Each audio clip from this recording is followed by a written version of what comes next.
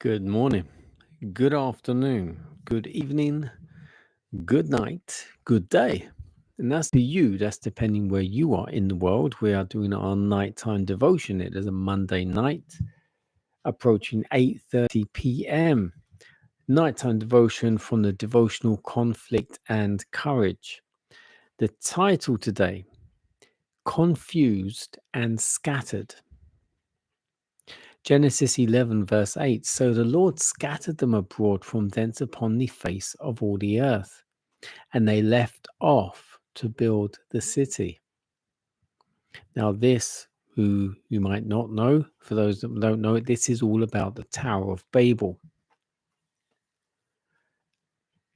The dwellers on the plain of Shinar established their kingdom for self-exaltation, not for the glory of God. Had they succeeded, a mighty power would have borne sway, banishing righteousness and inaugurating a new religion.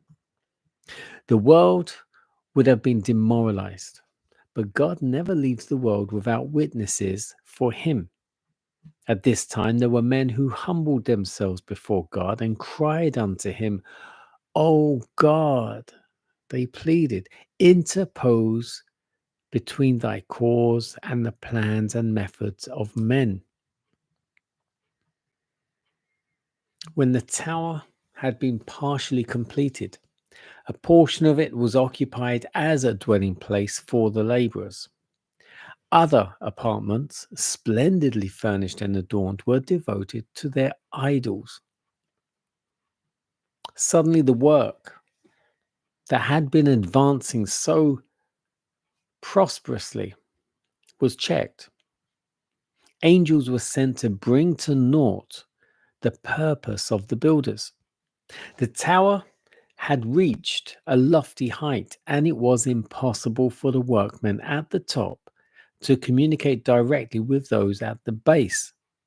Therefore, men were stationed at different points, each to receive and report to the one next below with the orders for new materials or other directions concerning the work. As messages were thus passing from one to another, the language was confounded, and the materials that were called for that were not needed. And the directions delivered were often the reverse of those that were given. And confusion and dismay followed. All work came to a standstill. Up to this time, all the men had spoken the same language.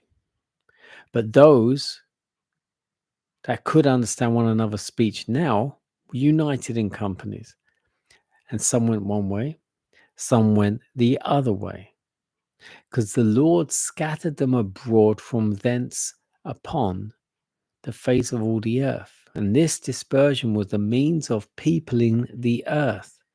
And thus the Lord's purpose was accomplished through the very means that men had employed to prevent its fulfillment. In our day, the Lord desires that his people shall be dispersed throughout the earth. They're not to colonize, Jesus said. Go ye into all the world and preach the gospel to every creature. So the Tower of Babel is thus because all of it, people started to babble. A lot of them didn't understand each other's language. Now, when they were building the tower, everyone spoke the same language and they did reach a lofty height.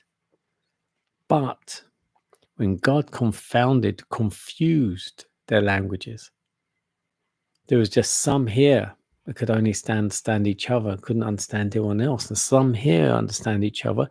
And instead of all being united for one purpose, they all went off in their own little groups and dispersed themselves all over the earth.